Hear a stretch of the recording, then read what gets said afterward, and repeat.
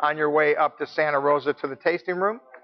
And so whenever you're coming up this way, before you get here, you'll go right past that vineyard. This is Scott Jordan. You're watching live. We're on our second segment. I asked a question before we took our break. I'm going to ask it again and see if anybody's got the right answer. If you do, you can use the dialog box to the right of the video.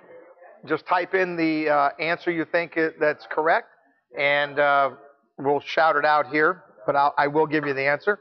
Which of the following is most likely going to describe a Zinfandel grape?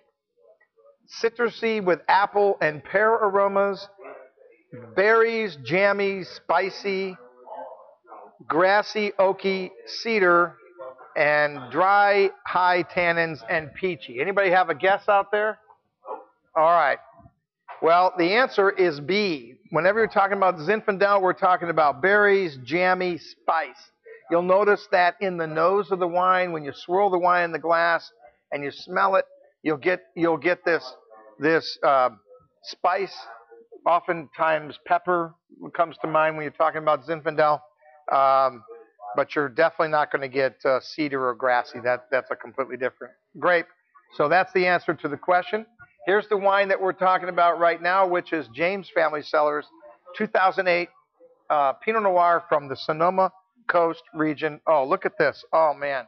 I'll tell you what, you guys that are from other parts of the country are not getting, first of all, you cannot smell what I'm smelling right now. But take a look at this. Andrew, get a shot of that. Tell me what you put together here. That is a wow.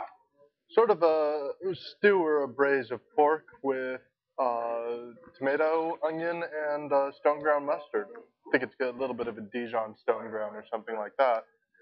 And does it have a name? Do you call it a certain dish? Is it something that you doesn't actually have a name? Oh, so it just sort of came together while I was working on this menu tonight because of the turn in the weather, or what I perceived as a turn in the weather. Yeah, it sure was a turn. It was a torrential turn. No doubt about it. This is good and wow. So let's give this a whirl. Mm. Oh, hot poop. Mm. Wow. So let's try that with the Pinot. Mm. For my First Sips members, you guys have had this wine, and wow, that goes really nice with that, isn't it? That's a great compliment. I like that a lot. Sort of an alternate on the contrast that we had from before, where the wine, this is a lighter dish, even for being a meat stew, essentially. It's lighter than the wine is so far as body is concerned. Right. And the mustard adds the textures in the front as opposed to where we had the acid cleaning up in the back on the Sauv Blanc. Now, to make a dish like this, what kind of preparation time are we talking about?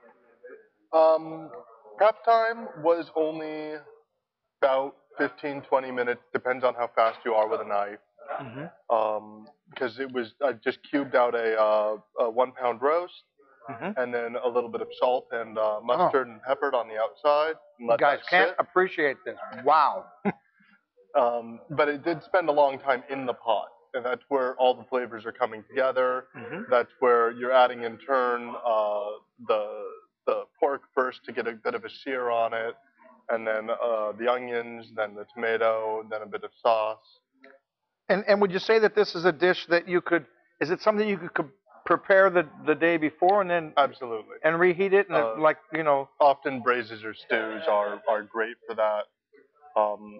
Wow, my wife was watching. You got to learn to cook this one. Holy Toledo, man, is this good? This is fantastic. Oh, I love that. Wow, see how we go with the Pinot. Yeah, I find that the fruit from the Pinot helps fill in the back of the stew. Beautiful. And the stew's got all that forward and spice to it. Wonderful. So you got the James 2008 Pinot Noir, that big favorite here in the tasting room. Retail price on that is $35. You got to love that. All estate fruit. Just got a gold medal. You got to love it. They're 07, got 2 gold medals and 90 points, so they're on a nice run. Man, you guys have no idea how good this is. Excellent. Excellent pairing. Wow. That is really, really nice. And again, we'll have, I'll con the recipe out of him, and we'll put up, at least the worst case, we'll have a link. You'll be able to get it from him directly. But that's a really cool, um, uh, and you know, this can be a beginning of a meal. Oh yeah. As opposed to the main course. Yeah. I mean, this could be something where really we kind of paired it, where you could have started with the first appetizer, gone into this, and then maybe into something even bigger as we move on, right? Of course, yeah. I'm also a big fan of really bold, heavier starters before going into a lighter main. Something like a beef consomme preceding a fish course. And then for you folks that are, you know, tuning in from other parts of the country where it's really cold, man, this is a great dish for when it's really nasty and cold out.